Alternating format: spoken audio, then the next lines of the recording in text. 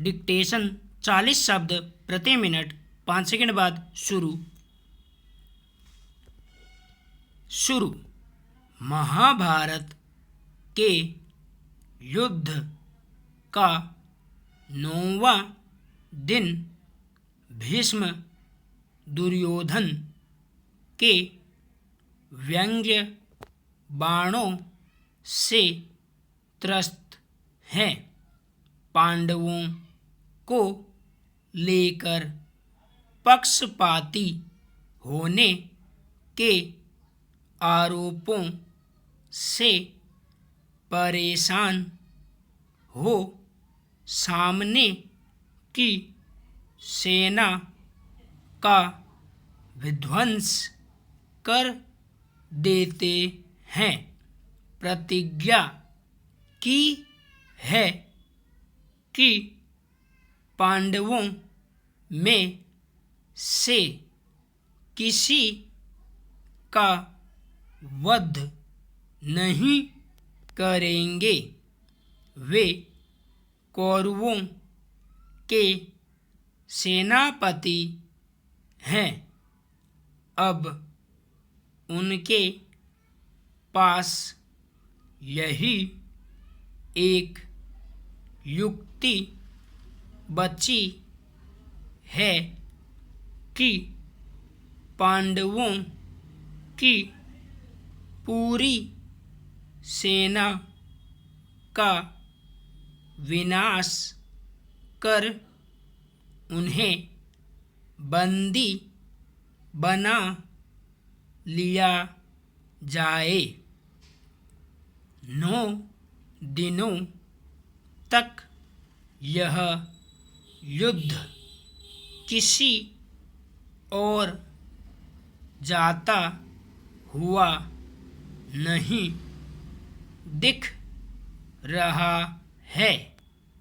दोनों पक्षों की तरफ अपनी प्रतिज्ञा को निभाते हुए युद्ध खत्म करने का जो तरीका भीष्म पितामह ने चुना है वह कृष्ण की धर्म की पुनर्स्थापना की राह में बाधा है।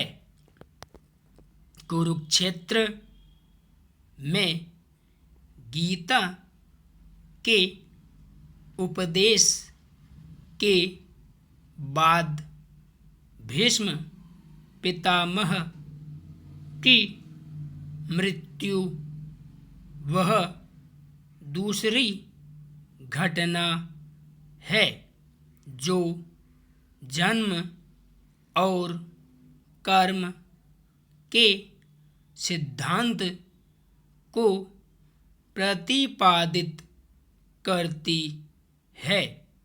महासंग्राम में यह पहली मृत्यु है जो छल से होती है, जिसके लिए शिखंडी को लाया जाता है।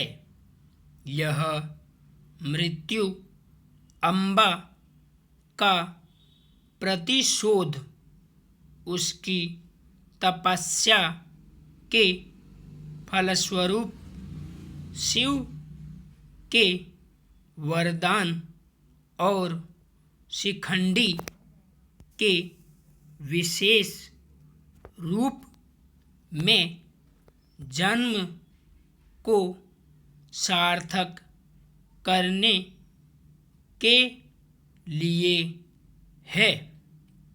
कुरुक्षेत्र में उतरते हुए कृष्ण धर्म की पुनर्स्थापना की शपथ तो लेते हैं, पर इसमें सबसे बड़ी बाधा के रूप में भीष्म नजर आते हैं। उन्हें लगता है कि वे युद्ध को अपने अनुसार दिशा दे सकते हैं। युद्ध को रोकना उनके वश में नहीं था, तो दोनों पक्षों के उनके अपनों का रक्तपात कम हो, पांडवों का वध न हो, यही कोशिश करते हैं। इच्छा मृत्यु के वरदान से लैस भीष्म को लगा कि वे कुरुक्षेत्र में भी मृत्यु को नियंत्रित कर सकते हैं। अपने अहंकार में कृष्ण को भी ललकार बैठते हैं और कहते हैं कि वासुदेव, आप मेरा वध नहीं कर सकते।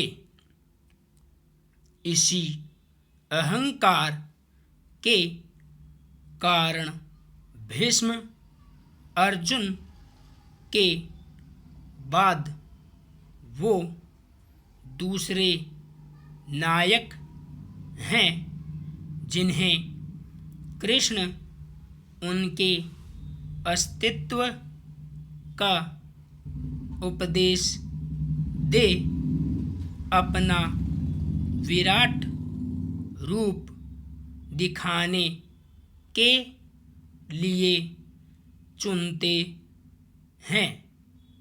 कृष्ण भीष्म को कहते हैं कि मैं किसी भी वरदान, शाप या प्रतिज्ञा को मिथ्या साबित कर सकता हूँ।